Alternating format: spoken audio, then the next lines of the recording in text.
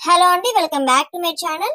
ఆంధ్రప్రదేశ్ రాష్ట్ర వ్యాప్తంగా ఉన్నటువంటి 59 సంవత్సరాల వయసు కలిగినటువంటి మహిళలు ఎవరైతే ఉన్నారో వారందరికీ కూడా ప్రభుత్వం అయితే అద్రిపోయే శుభవార్తలు అయితే తీసుకొని రావడం జరిగిందండి. సో వారందరికీ కూడా మరో 2 రోజుల్లో డబ్బులు అయితే ఖాతాలోకి పడబోతున్నాయండి. సో మన నారా చంద్రబాబు నాయుడు గారు ఎవరికి జమ చేయబోతూ ఉన్నారు, ఎవరికి ముందుగా డబ్బులు అనేవి వారి ఖాతాలోకి నేరుగా జమ అవుతాయి, మనకు ఎప్పటి నుంచి డబ్బులు వస్తాయి, అలాగే మార్గదర్శకాలను కూడా ప్రభుత్వం అయితే ఖరారు చేసిందండి. అలానే మనకు మన ఆంధ్రప్రదేశ్ రాష్ట్ర వ్యాప్తంగా డబ్బులు వస్తాయి ఒక డిక్లరేషన్ అయితే ఇవ్వడం జరిగిందనమాట. సో ఈ వీడియో అయితే చెప్పేస్తాను. సో ఎవరు కూడా స్కిప్ చేయకుండా ఫస్ట్ నుంచి లాస్ట్ వరకు చూడండి, అప్పుడే మీకు పూర్తి ఇన్ఫర్మేషన్ అయితే క్లియర్ అండ్ క్లారిటీగా అర్థమవుతుంది. అలానే మన ఛానల్ ని ఎవరైనా కొత్తగా చూస్తున్నట్లయితే వెంటనే సబ్స్క్రైబ్ చేసుకోండి. సబ్స్క్రైబ్ చేసుకోవడం వల్ల ఇలాంటి తాజా అప్డేట్స్ అన్ని కూడా మీ మొబైల్ ద్వారా ఉచితంగా తెలుసుకుంటూ ఉంటారు. సో ప్రభుత్వం నుంచి ఇలాంటి లేటెస్ట్ అప్డేట్స్ అన్ని కూడా మీరు మిస్ కాకుండా తెలుసుకోవాలనుకుంటే ఖచ్చితంగా మన ఛానల్ ని సబ్స్క్రైబ్ చేసుకోండి. ఇంకా లేట్ చేయకుండా టాపిక్ లోకి అయితే వెళ్ళిపోదాము. మన ఆంధ్రప్రదేశ్ రాష్ట్ర వ్యాప్తంగా నారా చంద్రబాబు నాయుడు గారు 18 సంవత్సరాల నుండి 59 సంవత్సరాల వయసు కలిగి ఉన్నటువంటి మహిళలకు ఎంతో ప్రతిష్టాత్మకంగా మేము అధికారంలోకి వచ్చిన తర్వాత ఆడబిడ్డ నిధి అనే పథకం కింద ప్రతి నెల కూడా 1500 రూపాయలు డబ్బులు జమ చేస్తామని చెప్పేసి ప్రకటించడం జరిగింది ఎన్నికల మేనిఫెస్టోలో. ఇది ఈ ఆడబిడ్డ నిధి అనే పథకం అనేది మేము 5 సంవత్సరాల పాటు ఇస్తామని చెప్పేసి ఆయన ఎన్నికల సమయంలో చెప్పడం అయితే జరిగింది. అయితే రాష్ట్ర ముఖ్యమంత్రి నారా చంద్రబాబు నాయుడు గారు ఈ యొక్క పథకానికి సంబంధించి మార్గదర్శకాలను ఏర్పాటు చేయాలని చెప్పేసి అధికారులకు ఆదేశించారు. అధికారులు ఏం చేశారు అంటే వీటికి సంబంధించినటువంటి మార్గదర్శకాలను రెడీ చేసి అర్హులైన వారి కోసం రాష్ట్ర ప్రభుత్వం ఇప్పుడు కొత్తగా మార్గదర్శకాలను అయితే రిలీజ్ చేయడం జరిగింది. ఈ యొక్క కొత్తగా రిలీజ్ చేసినటువంటి అర్హులకు సంబంధించిన సమాచారం కనుక చూసుకున్నట్టు అయితే ముఖ్యంగా ఈ పథకం ఆంధ్రప్రదేశ్ కు సంబంధించిన వారికి మాత్రమే ఉపయోగపడాలి కాబట్టి మన యొక్క ఆంధ్రప్రదేశ్ రాష్ట్ర వ్యాప్తంగా ఎవరైతే ఉన్నారో వారందరికీ కూడా ఆధార్ కార్డ్ అడ్రస్ ఖచ్చితంగా ఏపీకి సంబంధించిన మహిళగా అయితే ఉండాలన్నమాట. అయితే ఈ స్కీమ్ కి సంబంధించి మనకు ఏజ్ లిమిట్ గనక చూసుకున్నట్లు అయితే అందరికీ తెలిసిన విషయమే 18 సంవత్సరాలు పైబడి 60 సంవత్సరాల లోపు అంటే 59 సంవత్సరాలు అయితే ఉండాలన్నమాట. అలానే మనకు చాలా మంది అయితే అడుగుతూ ఉన్నారు ఈ స్కీమ్ కి సంబంధించి, అలా అంటే ఈ ఆడబిడ్డ నిధి అనే స్కీమ్ కి సంబంధించి ఏమైనా చదువుకొని ఉండాలా, ఈ డబ్బులు జమ కావాలంటే మనం ఏమైనా చదువుకొని ఉండాలా, లేకుంటే ఏం చదువుకొని వాళ్ళకి కూడా ఇస్తారా, లేకపోతే పెళ్లి అయిన వారికి మాత్రమే ఇస్తారా అని చెప్పేసి చాలా మంది అయితే అడుగుతూ ఉన్నారండి. సో పెళ్లికి ఈ స్కీమ్ కి ఎటువంటి సంబంధం అయితే లేదండి. ఈ స్కీమ్ కి పెళ్లి అయితే సంబంధం లేదు. సో ఎందుకంటే ఈ స్కీమ్ అనేది మనకు 18 ఏళ్లు పైబడి 60 సంవత్సరాలు లోపల ఉన్నటువంటి ఆడబిడ్డలకు ఆర్థిక సహాయం చేయూతగా వాళ్ళు ఆర్థికంగా బలపడతారు అనే ఉద్దేశంతోనే ఈ పథకాన్ని అయితే తీసుకొని రావడం జరిగింది మన కూటమి ప్రభుత్వము. కాబట్టి ఈ స్కీమ్ కి మ్యారేజ్ కి ఎటువంటి సంబంధం అయితే లేదండి. పెళ్లి అయినా కూడా ఇస్తుంది, పెళ్లి కాకపోయినా కూడా ఇస్తారనమాట.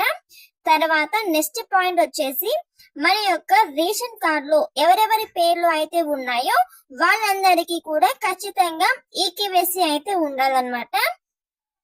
ఎవరి పేరు అయితే ఈకేవైసీ లేకుండా ఉంటుందో వారికి ఈ స్కీమ్ నుంచి అయితే అర్హత అయితే ఉండదన్నమాట. వారు రెగ్యులర్ గా రేషన్ తీసుకుంటూ ఉండాలి. అలానే వారి రేషన్ కార్డ్ అనేది యాక్టివ్ లో ఉండాలి. అంటే ప్రతి నెల మనకు రేషన్ బియ్యం ఇస్తూ ఉంటారు కదండి. సో వాళ్ళు ప్రతి నెల కూడా రేషన్ బియ్యం అనేది తీసుకుంటూ ఉండాలి. ఇది చాలా ఇంపార్టెంట్ అండి. రేషన్ కార్డు కూడా మనకు ఆంధ్రప్రదేశ్ కి సంబంధించి అయి ఉండాలి. అలాగే మన రేషన్ కార్డు లో ఎవరైతే ఈ స్కీమ్ కి అప్లై చేసుకుంటూ ఉన్నారో రేషన్ కార్డుకి వాళ్ళ యొక్క కుటుంబ సభ్యుల్లో ఎవరికి కూడా ప్రభుత్వ యొక్క ఉద్యోగం అయితే ఉండకూడదు. ఇంకా వారి రేషన్ కార్డులో ఉన్నటువంటి వారు ఎవ్వరు కూడా, ఒక్క మహిళ కూడా, ఒక్క అబ్బాయి కూడా మనకి ఇన్కమ్ ట్యాక్స్ అనేది పే చేస్తూ ఉండకూడదు. ఇవి రెండు అయితే మీరు ఖచ్చితంగా చెక్ చేసుకోవాలండి. అలానే రిటైర్డ్ ఉద్యోగి, రిటైర్డ్ ఎటువంటి పెన్షన్స్ తీసుకోకూడదు, ఎటువంటి గవర్నమెంట్ జాబ్ చేస్తూ ఉండకూడదు, అలానే 4 వాహనాల చక్రం ఉండకూడదు, అలానే ప్రభుత్వం నుంచి వచ్చే ఎటువంటి గవర్నమెంట్ స్కీమ్ నుంచి కూడా వాళ్ళు డబ్బులు పొందుతూ ఉండకూడదు అనమాట. ఇది చాలా ఇంపార్టెంట్ అండి. సో ఈ వాటిలలో మీకు ఏ ఒక్కటి ఉన్నా కూడా మీరు ఈ స్కీమ్ ని మర్చిపోవాల్సిందే. సో మీకు ఈ స్కీమ్ అనేది సంవత్సరానికి 18,000 రూపాయలు, ప్రతి నెల కూడా 1,500 రూపాయలు డబ్బులు అనేవి మీకు జమ కావు, ఇది పక్కా. ఇంకా రెండవది చూసుకున్నట్టయితే క్యాస్ట్ సర్టిఫికేట్, ఇన్కమ్ రెడీ చేసుకుని పెట్టుకోండి. ఎందుకంటే మనకు కులాల వారీగా, కేటగిరీల వారీగా ఇప్పుడు ప్రభుత్వం అయితే మనకు డబ్బులు వేస్తుంది కాబట్టి మనకు క్యాస్ట్ అనేది ఇంపార్టెంట్ అండి. క్యాస్ట్ సర్టిఫికేట్ ఖచ్చితంగా అడుగుతారు. అలానే ఇన్కమ్ ఎందుకు అడుగుతారంటే మీరు సంవత్సరానికి ఎంత సంపాదిస్తున్నారు ఏంటి అనే డీటెయిల్స్ తెలుసుకోవాలి కదా. సో దాని వెరిఫికేషన్ కోసం అయితే మీ ఇన్కమ్ సర్టిఫికేట్ అయితే అడగడం జరుగుతుంది. సో ఎవరైనా ఇంకా caste certificate, income certificate ready కాకుండా పెట్టుకుంటే తొందరగా రెడీ చేసుకొని పెట్టుకోండి. ఎందుకంటే మన ప్రభుత్వం అప్పుడప్పుడు అంటుంది కదా, అప్పుడప్పుడైతే మన పనులు కావు కదండి. సో ముందుగానే ఇన్కమ్ క్యాస్ట్ సర్టిఫికేట్ అనేది ఖచ్చితంగా చేసుకొని పెట్టుకోండి. ఎవరైనా ముందు చేసుకొని పెట్టుకొని ఉంటారు, అంటే ఈ సంవత్సరం కాకుండా ముందు సంవత్సరం చేసుకొని పెట్టుకుంటారు, అవన్నీ కూడా పనికిరావండి. కొత్తగా మనం అప్డేట్ అయితే చేసుకొని ఉండాలి క్యాస్ట్ సర్టిఫికేట్ అనేది. సో అప్డేట్ చేసుకోండి. ఎవరికైనా లేకపోతే మీ దగ్గరలో ఉన్న మీ సేవలో అయితే క్యాస్ట్ సర్టిఫికేట్, ఇన్కమ్ సర్టిఫికేట్ అనేది చేయించుకోండి. ఇంకా ఇప్పటి నుంచి మీరు ఇవన్నీ కూడా రెడీ చేసుకొని పెట్టుకోండి. ఇంకా కరెంట్ మీటర్ కి సంబంధించిన విషయానికి వస్తే చాలా మందికి కూడా అన్ని ఎలిజిబుల్ ఉంటాయి, కానీ వాళ్ళు ప్రతి నెల కూడా ఏసీలు, వాషింగ్ మిషన్లు అవన్నీ ఉండడం వల్ల వాళ్ళకి సంవత్సరం లోపు, గడిచిన 6 నెలల లోపు వాళ్ళకి 300 యూనిట్ల కంటే కరెంట్ బిల్ ఎక్కువ వాడి ఉంటారు కాబట్టి వాళ్ళకి ఈ స్కీమ్ అనేది వర్తించదు అనమాట. సో 300 యూనిట్ల కంటే ఉన్న వాళ్ళు అయితే ఈ స్కీమ్ కి అర్హులు కాదండి. సో మాకి 300 యూనిట్ రావడం లేదు, తక్కువే వస్తుంది కానీ ఇలా చూపిస్తుంది అన్న వాళ్ళు మాత్రము మీ గడిచిన 6 నెలల కరెంటు బిల్లు తీసుకుని వెళ్తే రీఅప్లై చేసుకుంటే మీకు డబ్బులు అనేవి జమ కావడం జరుగుతుందండి.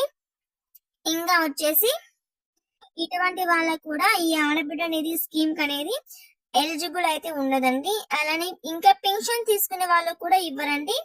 మనకు పెన్షన్ తీసుకునే వాళ్ళకి డబ్బులు ఇస్తారా, మళ్ళీ కూడా ఈ డబ్బులు ఇస్తారా అని చెప్పేసి చాలా మంది అయితే అడుగుతూ ఉన్నారు. సో వాళ్ళకు కూడా అయితే ఇదైతే ఇవ్వడండి, ఇస్తారు. కానీ ఎటువంటి పరిస్థితుల్లో ఇస్తారంటే you can choose only 1 scheme అనమాట. అంటే మీరు ఎటువంటి స్కీమ్ అయినా ఒక స్కీమే తీసుకోవాలన్నమాట.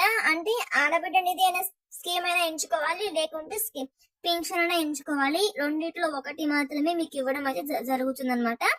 ఇంకా నెక్స్ట్ కనుక చూసుకున్నట్లయితే సో ఇవన్నీ కూడా ఉన్న వాళ్ళకైతే ఈ స్కీమ్ కి అయితే అర్హులు కాదండి. సో ప్రభుత్వం మీకు డబ్బులు జమ చేసిన వెంటనే మీ ఖాతాలలోకి జమ కావాలంటే ఖచ్చితంగా ఈ 2 పనులు అయితే చేసుకొని ఉండాలి. ఫస్ట్ వచ్చేసి బ్యాంక్ అకౌంట్ కి ఆధార్ కార్డ్ నెంబర్ తో లింక్ చేసుకొని ఉండాలి. లేకపోతే దీన్ని ఎన్పిసిఐ లింక్ అని అంటారనమాట.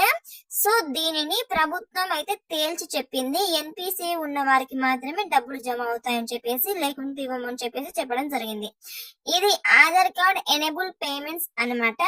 అంటే మీ ఆధార్ కార్డ్ కొట్టగానే ఎన్పిసిఐ మ్యాపింగ్ అయి ఉన్న అకౌంట్ అయితే పైకి వచ్చేస్తుంది అనమాట. సో మీరు ఎన్పిసిఐ మ్యాపింగ్ కూడా చేసుకోవాల్సి ఉంటుంది అనమాట.